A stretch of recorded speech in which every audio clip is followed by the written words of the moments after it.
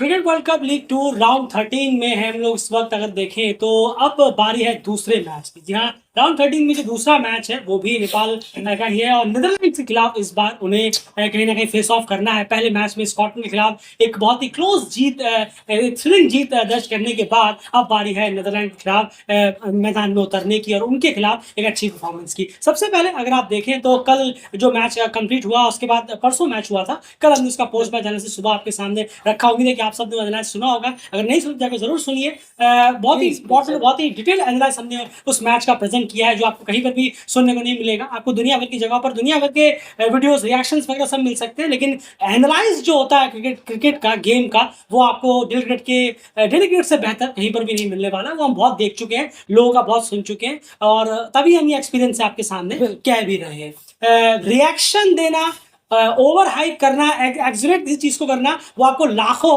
हजारों वीडियोस मिल जाएंगे। गेम के बारे में बात करना, ये आपको वीडियोस नहीं मिलने वाले एसोसिएट्स के, खास करके डेल क्रिकेट ने आपके सामने 23 मिनट का जो वीडियो रखा था, जाकर एक बार जरूर सुनिए। उम्मीद है आप सबने सुन भी लिया होगा, लेकिन जिन्होंने नहीं सुना है उनके बारे में हम कह रहे हैं।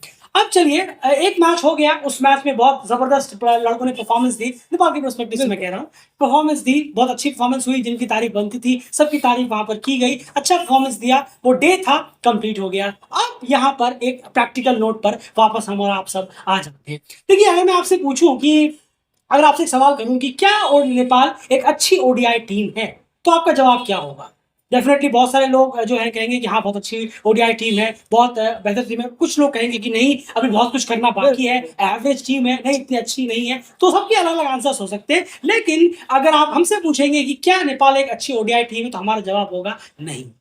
उसके पीछे एक रीजन है। अगर तो हमारा रीजन, हमारा आंसर क्या होगा? हमारा आंसर होगा एक एवरेज ओडीआई टीम। बिल्कुल, ये सीधी सी बात है, एक एवरेज ओडीआई टीम है। ये बात, अच्छी ओडीआई टीम अभी बनना बाकी है। और एक अच्छी ओडीआई टीम का डेफिनेशन क्या होता है कि आपके प्लेयर्स या फिर आपकी टीम एक कंसिस्टेंट परफॉर्मेंस देने में लगातार कामयाब रहते हैं। अगर आप एक अच्छी टीम है तो आपको एक जीत दर्ज करने के बाद दूसरी जीत का इंतजार 4-5 मैच में नहीं लगता। अगर आप एक अच्छे प्लेयर है तो आपकी एक इनिंग आज आई है, दूसरी अच्छी इनिंग 4-5 इनिंग ना लग जाए, इतना लंबा गैप नहीं होता। तो ये होता है कि एक अच्छी टीम का सबसे इंपॉर्टेंट डेफिनेशन है, वो है कंसिस्टेंट परफॉर्मेंस देना, चाहे वो टीम का परफॉर्मेंस हो या फिर वो प्लेयर्स का परफॉर्मेंस हो। और वो कंसिस्टेंसी की बात अब यहां हम इसलिए कर रहे हैं क्योंकि अब जो टीम ने पहले मैच में स्कॉटलैंड के खिलाफ परफॉर्मेंस दी थी, उसे अब रिपीट कर उन्हें साबित करना है कि नहीं, अब वो एक कंसिस्टेंट टीम बनने की तरफ सोचेंगे, बजाय ये कि एक मैच वो हो गया था अब फिर से अपनी खराब परफॉर्मेंस की तरफ आ जाए। ऐसा नहीं होना चाहिए।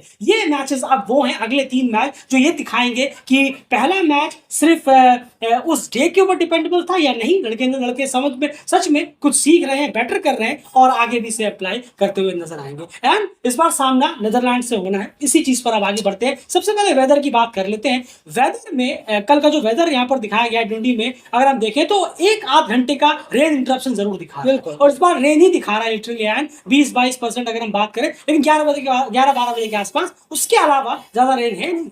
नहीं, ज़रूर देखिए, मौसम तो बहुत ज़्यादा ठंडा है और बहुत ज़्यादा जो है क्लाउडी है और समर तो और यूरोप का हम जानते हैं, समर में ही वेदर बड़ा खूबसूरत रहता है, लेकिन जो टेम्परेचर है वो बहुत गिरा हुआ है। जी हाँ, काफ़ी ज़्यादा जो टेम्परेचर है, जो 13 डिग्री या 14 डिग्री के करीब टेम्परेचर है जहाँ पर ये मैचेस हो रहे हैं, इतना ज़्यादा गिर जाता है टेम्परेचर। बहुत ज़्यादा कूल टेम्परेचर है जिसके एशियन प्लेयर्स आदी नहीं, इतने ज़्यादा टेम्परेचर के कम खेलने में इतने आदी नहीं है। तो टेम्परेचर के साथ भी, वेदर के साथ और इन्वायरमेंट के साथ भी सबसे पहले तो प्लेयर लोग अपने आप को थोड़ा सा बैठाएं उस कंडीशन के हिसाब से। ये भी अपने आप में एक चैलेंज हो जाता है, लेकिन जैसा अभी आपने कहा कि बारिशों के चांसेस हैं, तो इस पर थोड़ा सा शायद हमें देरी से मैच शुरू होता हुआ दिखे या थोड़ा होल्ड होता हुआ दिखे, लेकिन उम्मीद तो यही करेंगे कि प्लीज पूरा मैच हो जैसे कि पिछला वाला हुआ। बिल्कुल सही कहा। वेदर रिपोर्ट में ये है कि एक आध घंटे के लिए बारिश है, लेकिन वो भी इतनी तेज तरार नहीं है, और उसके बाद पूरा क्लीनी मैच तो जरूर होगा, इतना कंफर्म है। चलिए, ये बात हो गई वेदर की। उससे पहले वो बात कर ली हमने कि आखिर क्यों अब इंपॉर्टेंट है इस मैच में भी अच्छी परफॉर्मेंस नेपाल की परस्पेक्टिव से देखना। देखिए, सबसे इंपॉर्टेंट और सबसे पहली चीज जो नेपाल के लिए वो ध्यान में रखने की जरूरत है, हम नीदरलैंड की भी बात करेंगे, ध्यान में रखने की जरूरत है नेपाल के लिए, एंड वो है Scott Edwards as a captain.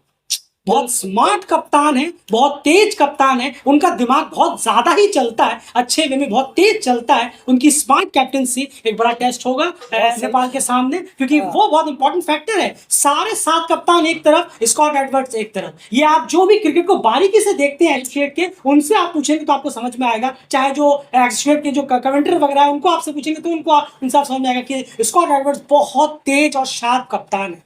वो आपको लग रहा होगा कि यहाँ पर कुछ नहीं हो रहा है, बस ऐसे फ्लो में चल रहा है, लेकिन वो कब कहां से कौन सी फील्डिंग चेंज कर देते हैं ये आपको पता नहीं चलेगा। बिल्कुल, बहुत तेज कप्तान है। पहला टेस्ट तो यही है। बहुत सही कहा आपने। और वो एक चीज जरूर करते हैं कि एक जगह पर बहुत ज्यादा फ्री छोड़ देते हैं कि आप इस जगह पर मारिए, इस जगह पर खेलिए। ऐसा कई बार देखा है हमने, ये होते वर्ल्ड कप में भी देखा है। बिल्कुल, यहाँ फील्डिंग क्यों नहीं है, यहाँ कोई प्लेयर क्यों नहीं है, वो इस तरीके का माहौल एक ओपोनेंट बैट्समैन के दिमाग में बैठा देते हैं। ऐसा कैप्टन स्कॉट एडवर्ड्स की लगता है कि ये फील्डिंग यहाँ तो है ही नहीं कोई, यहाँ चलो मारते हैं, चलो रन लेते हैं। तो इस तरीके से बहुत खासा दिमाग चलता है। तो नेपाल के जो प्लेयर्स हैं उनसे खासा बचने की जरूरत है। क्योंकि मुझे थोड़ा अजीब भी लगता है, क्योंकि अगर एक प्रोबेबल 11 तैयार की गई अभी इस वक्त एसोसिएट में, ओडीआई एसोसिएट की, तो उसको लीड करेंगे स्कॉट एडवर्ड्स। बिल्कुल, इसमें तो बड़ी बात नहीं है, इतने बेहतरीन वो कप्तान है, इसलिए स्माइल बार बार फेस पर आ रही है मेरे खासकर, क्योंकि देखा है उनकी कप्तानी। एक इतने ज्यादा आपके पास साधन नहीं है जिसे कहते हैं एसोसिएट के पास, उसमें आपने वो झंडे गाड़ दिए जिसके अभी तक कई लोग सपने ही देख रहे हैं।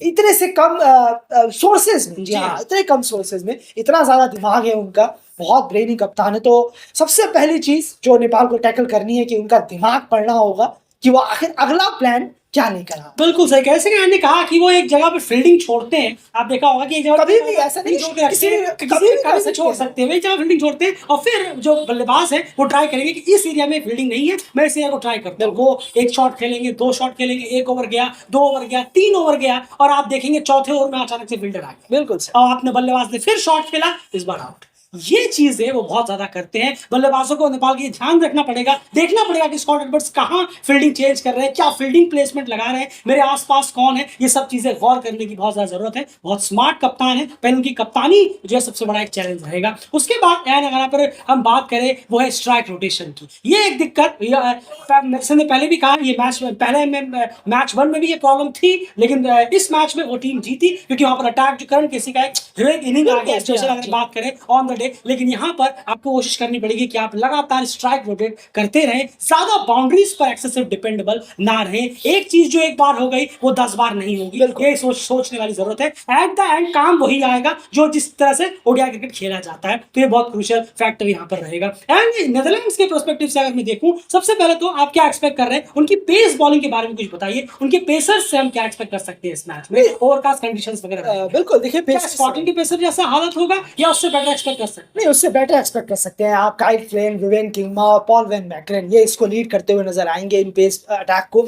और आप बेहतर की उम्मीद कर सकते हैं। बेस्ट डिग्री नहीं है तो थोड़ा सा यहाँ पर एक चौथे बॉलर के रूप में थोड़ा कमजोर जरूर पड़े हैं, लेकिन बेन फ्लेचर को लेकर टीम यहाँ आई है। लेकिन मौके मिलेंगे या नहीं, कितने मिलेंगे, ये देखने वाली बात होगी। लेकिन ये 3 जो पेसर्स हैं, किंगमा, क्लाइन और मैकरेन, ये खासकर किंगमा तो नई बॉल से तो हमने देखा ही है, उनका रोल नई बॉल से ज्यादा होगा, बहुत ज्यादा होगा, और 6-7 ओवर को नई बॉल से ही डालते हुए नजर आएंगे। अगर वो फिट है तो खेलने के लिए पहले मैच में रेडी है तो। उसके बाद काइल क्लेन और मैकरेन का जो इम्पैक्ट है वो पुरानी बॉल से हमें बहुत ज़्यादा दिखेगा। बहुत ज़्यादा इम्पैक्टफुल नज़र आए थे ये अपनी लास्ट सीरीज में नई और पुरानी बॉलों से। और लंबे चौड़े कद के हैं तो उसका भी सामना करना होगा नेपाली बल्लेबाजों को। तो देखना होगा नेपाल के जो बल्लेबाज शॉर्ट बॉल्स ट्राई कर सकते हैं। बिल्कुल बिल्कुल, तो स्टंप लाइन ट्राई कर सकते हैं, शॉर्ट बॉल ट्राई कर सकते हैं। तो शायद बॉलर्स है, अपोनेंट है, वो अपनी चैलेंजेस आपकी तरफ फेंकेंगे पर आपको टैकल करना। बिल्कुल यार, यहीं पर हमने पेसर्स की बात कर ली। स्पिन डिपार्टमेंट में नेदरलैंड्स का क्या आपको लग रहा है कि जो मिड फेसेस में स्पिनर जो उनके आएंगे, क्या वो एक कमजोर कड़ी हो सकते हैं जिन पे बल्लेबाज रन कर सकते हैं नेपाल की अगर हम बात करें, या फिर आपको लग रहा है कि नहीं है लेकिन इतना बेहतरीन स्पिन डिपार्टमेंट नहीं है? अगर मैं बात करूं as a spin option Netherlands के पास क्या होंगे कल नेपाल के खिलाफ मैच? नहीं जरूर देखिए, स्क्वाड में क्या लेकर आए? शरीज अहमद भी है, आर्यन दत्त भी है, तेजा भी स्पिन करा लेते हैं। उसके बाद आपके रॉल्फ वैंडर मर्वे जो है एक्सपीरियंस जो बॉलर है जी हाँ। वो भी है। तो यहाँ पर एक्सपीरियंस जरूर है, टीम के पास अच्छे स्पिनर जरूर है। लेकिन देखना होगा किन्हें वो खिलाते हैं, क्योंकि सामने जो है वो राइटी बैट्समैन बहुत ज्यादा जी है। हाँ। तो इसको देखकर क्या आर्यन दत्त की जगह यहाँ बनेगी या नहीं, या वो शरीज अहमद के साथ एक लेग स्पिनर को जी जोड़ेंगे जो कि बल्लेबाजी भी अच्छा जानते हैं थोड़ा नीचे आकर, और तेजा भी एक स्पिनर है, उनको अगर जी टीम हाँ, आपने यार सही कहा, शरीज अहमद नीचे आकर रन्स कर सकते जी हैं। हाँ बिल्कुल बिल्कुल। तो वो देखना होगा कि एक बल्लेबाजी एक बॉलिंग ऑलराउंडर, ऑलराउंडर तो नहीं कहूंगा मैं, जी शरीज हाँ। अहमद एक बॉलर लेकिन बल्लेबाजी आती है उन्हें, तो वो एक उनको लेते हैं या आर्यन दत्त के साथ जाते हैं क्योंकि सामने राइटी ज्यादा है। तो आर्यन दत्त का जो एक रोल होगा वो थोड़ा क्वेश्चन मार्क जरूर खड़ा हो जाएगा। और वहीं पर रॉल्फ वर्मे तो ऑब्वियस चॉइस है, वो तो रहेंगे ही वहां पर। और फिर देखते हैं स्पिन जरूर है, बेहतर जरूर है, ये कहना होगा पहले मैच से दूसरे मैच में आपको चैलेंज, बॉलिंग अटैक ज्यादा बेहतर। बिल्कुल ज्यादा चैलेंज मिलेंगे as a bowling unit Netherlands से, अगर हम बात बिल्कुल। चलिए, ये बात हो गई नीदरलैंड्स के बॉलिंग रैंकिंग। स्कॉटलैंड के जो बॉलर्स आपने फेस किए उससे आपको बहुत ज्यादा बेटर बॉलिंग यूनिट यहाँ देखने को मिलेगा नीदरलैंड्स के रूप में, चाहे उनका स्पिन डिपार्टमेंट हो या फिर pace department. Spin department Scotland का ही बहुत अच्छा है। मार्क वाट और माइकल लीज टॉप बॉलिंग कराई थी, लेकिन मार्क वाट डिसअपॉइंट किया उन्होंने एनालिसिस भी आपके सामने कहा। ऐसा नहीं कि स्कॉटलैंड का स्पिन डिपार्टमेंट अच्छा नहीं है, लीज और मार्क वाट सालों से बहुत अच्छा अपनी टीम के लिए करते हैं, लेकिन पहले मैच में इन कंपेयर टू अच्छा नहीं कर पाए। चलिए, ये बात हो गई कि अब नेपाल के मगर मिडिल ऑर्डर बल्लेबाजी की यहाँ पर हम बात कर ले तो मिडिल ऑर्डर बल्लेबाजी में ये एक बहुत बड़ा सरदर्द टीम के साथ जुड़ा हुआ है। ये तो उस 2000 कह रहा हूं मैं, 297 के चेंज में भी इन मिडिल ऑर्डर बल्लेबाजों ने जो है स्ट्रगल करते हुए नजर आए थे। आरिफ को आप देखें, दीपेंद्र सिंह यारी वैसे ही टीम के लिए रन करते नहीं है, ओडीआई में वो एक जगह वैसे ही भरी हुई रहती है। ऐसा लगता है कि नेपाल जो है वो 10 प्लेयरों के साथ खेलती मैदान में उतरती है ओडीआई में, जब भी हम बात कर रहे हैं। उसके बाद रोहित और भीम की जहां तक बात करें, उन्होंने एक अच्छी बेस दिलाया उस मैच के पर्सपेक्टिव से, लेकिन हर बार ये नहीं होगा, हमने बार बार कह रहे हैं, हर बार ये नहीं होगा कि गुलशन और करण आकर आज भी इस बार आपको जिता देंगे नीचे आकर, फिर अगले मैच में जिता देंगे। ये हर बार नहीं होता, ये कभी कभार ही आपको ये चीजें देखने को मिलेगी। तो बहुत जरूरी है कि आपके जो टॉप के बल्लेबाज हैं, मिडिल ऑर्डर के बल्लेबाज हैं, ये एक ठहराव से और कंसिस्टेंसी के साथ रन करते हुए चले। लेकिन जिस तरह से विकेट थ्रो किए थे भीम ने और रोहित ने, उसके बाद आसिफ, माफ कीजिएगा, आसिफ ने बहुत खराब शॉट गया था, आसिफ के बल्ले से भी रन नहीं आ रहे। तो जिम्मेदारी इन बल्लेबाजों को भी लेनी पड़ेगी। आप ज्यादा रिलैक्स नहीं हो सकते सोचकर कि ये नीचे वो कर देंगे, ऊपर वो कर देंगे, इतना। ओडीआई क्रिकेट है तो आपको मिडिल ऑर्डर को स्ट्रांग और मजबूती के साथ खड़ा रहना पड़ेगा, और खास करके ऐसी यूनिट के सामने जिनके पास अच्छी बॉलिंग यूनिट है और सामने वाली टीम के कप्तान बहुत ही ज्यादा स्मार्ट कैप्टनसी करते हुए नजर आते हैं। नहीं बिल्कुल सही कहा आपने। देखिए जो एक चीज समझने की है कि नेपाल जो है वो मैच जीता, बहुत अच्छा किया, वर्ल्ड क्रिकेट लीग 2 में 2 पॉइंट लेकर आए। लेकिन इसमें जो समझदार है वो ये समझेंगे कि आउट बल्लेबाज किस तरीके से हो रहे हैं। क्या जैसे कुशल गुरतेल, वो बॉल बहुत अच्छी थी, उसमें तभी हमने एनालिसिस में उनके आउट होने के बारे में कुछ कहा भी। बिल्कुल, वो बहुत अच्छी बॉल थी, एंगल से थोड़ा सा काटा बदला और वो बॉल बिल्कुल बीच से घुस गई।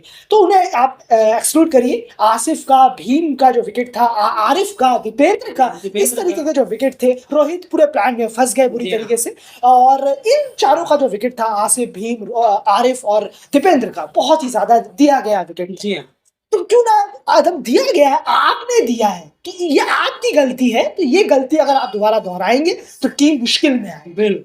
तो इसलिए अच्छा है कि आप कल भी मुश्किल में आ गई, बिल्कुल आ गई थी। 200 पे 7 विकेट थे, बिल्कुल वन ऑफ द उस दिन डे था, तो गुलशन करण ने कर दिया, तो मुश्किल तो कल भी आ गई। तो ये चीज फिर से हो सकती है, और क्या पता इस बार करण गुलशन ना हो संभालने के लिए, इसीलिए जरूरी है कि आप बेहतर करें। जी हाँ, बस यही कहना है। तो ये अब ओपोनेंट नया है, ओपोनेंट आप नए हैं, तो प्लीज जो आपने गलतियां की थी, इसलिए डेली क्रिकेट यहाँ पर आपको बोल रहा है, यानी कि नेपाल के बल्लेबाजों को कह रहा है इसलिए संभलने को, क्योंकि गलतियां नेपाल के बल्लेबाजों ने की थी रैश शॉट खेलकर, खासकर ये 4 बल्लेबाज जो बल्लेबाजी कर रहे थे। तो प्लीज इसे नीदरलैंड के खिलाफ ना दोहराएं तो बेहतर होगा।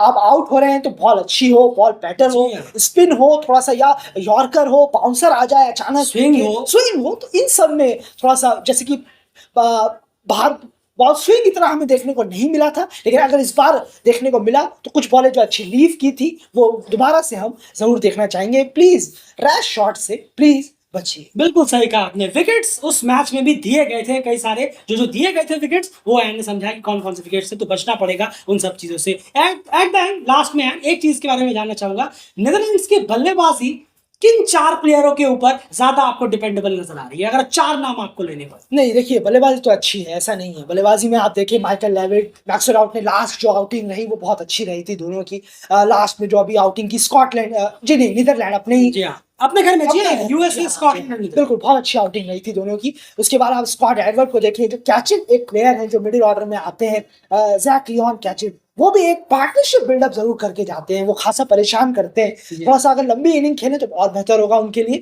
और बेस्ट लीड नहीं है, इसका एक नुकसान जरूर यहाँ जो कि लास्ट 4 मैचों में वो नॉट आउट गए थे नीदरलैंड के लिए। लास्ट ये है ना, बार बार उठा रहे हैं, ये बहुत सही कर रहे हैं। बेस्ट लीड नहीं है, इसका एक नुकसान नीदरलैंड को जरूर होगा और इसका एक फायदा ओपोनेंट टीम को उठाना चाहिए, बिल्कुल। ये इंपॉर्टेंट है। जी हाँ, बिल्कुल, तो ये बल्लेबाजी में जरूर स्ट्रांग है, अच्छा स्कोर कर सकते हैं ये, खासकर स्कॉट एडवर्ड्स, जैक लियोन और माइकल लेविट, मैक्सवेल आउट जैसे प्लेयर। फिर अगर तेजा या विक्रमजीत में से किसी को मौका मिलेगा प्लेइंग 11 में तो वो भी वहां पर आएंगे बल्लेबाजी करने। और जहां तक बात है नेपाल की बॉलिंग की, तो वो बहुत ज्यादा जी हाँ यार, ये मैं उस पर आने वाला था। एन सोमपाल को नहीं गेंद से पहला ओवर, बिल्कुल बिल्कुल ये गलती कर दी थी रोहित ने। बिल्कुल मिलना चाहिए, और जरूर है, मिलना जरूर चाहिए, लेकिन प्लेइंग 11 में थोड़ा बदलाव देखते हैं, होता क्या है, या होता है या नहीं होता, थोड़ा सा देखना जरूर चाहेंगे कि प्लेइंग 11 रोहित क्या लेकर उतर रहे हैं। प्लीज एक बदलाव होना चाहिए यार, एक्सपेक्ट कर रहे हैं, लेकिन अब वो कप्तान के ऊपर छोड़ते हैं, हम यहाँ बात नहीं कर रहे। नहीं नहीं, बिल्कुल एक तो होना चाहिए यार, बिल्कुल हमें और आपको समझ में आ रहा है कौन होना चाहिए। बिल्कुल सही कहा है आपने, वो कप्तान को देखेंगे हम मैच के डे और एनालाइज में हम आपके सामने जरूर बताएंगे।